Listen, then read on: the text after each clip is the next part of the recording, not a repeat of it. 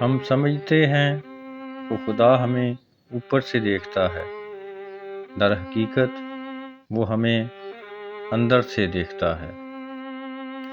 زندگی میں وہ مقام حاصل کریں جہاں لوگ آپ کو بلاک کرنے کی بجائے سرچ کریں۔ پریشانیاں زندگی کا حصہ ہوتی ہیں۔ جس نے اپنی پریشانی پر قدم رکھا وہ جیت گیا، اور جس نے اپنی پریشانی کو سر پر سوار کر لیا وہ ٹوٹ گیا۔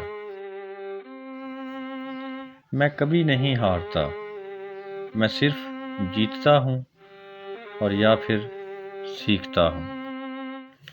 جو جتنی توجہ کے قابل ہے اس کو اتنی ہی اہمیت دو۔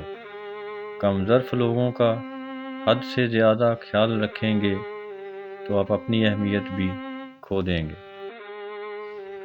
وقت اور سمجھ ایک ساتھ خوش قسمت لوگوں کو ملتے ہیں۔ وقت پر اکثر سمجھ نہیں ہوتی اور سمجھ آنے تک وقت نہیں ملتا۔ یقین کی ایک ڈوری ٹوٹتی ہے تو ہمارا رب ہمیں دوسری ڈور سے فوراً جوڑ دیتا ہے۔ ہم تھک کر رکتے ہیں تو وہ چلنے کی ایک نئی وجہ بتا دیتا ہے۔ ہمارا اللہ ہمیشہ ہمارے ساتھ رہتا ہے، آزمائش کے ساتھ بھی اور آزمائش کے بعد بھی۔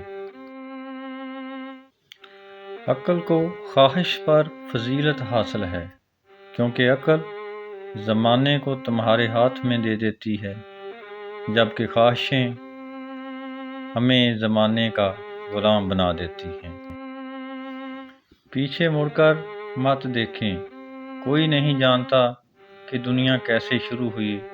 مستقبل کے بارے میں نہ ڈریں، کچھ بھی باقی رہنے والا نہیں ہے۔ اگر آپ ماضی اور مستقبل میں پھنسے رہیں گے تو یہ حال بھی گزر جائے گا۔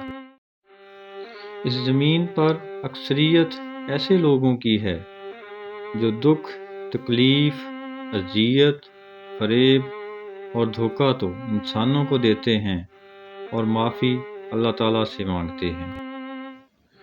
اللہ تعالیٰ کی محبت کی اس سے بڑی دلیل کیا ہوگی کہ اتنے گناہ ہونے کے باوجود بھی اللہ تعالیٰ ہمیں لوگوں میں ڈھانپ کر عزت دار بنا دیتا ہے۔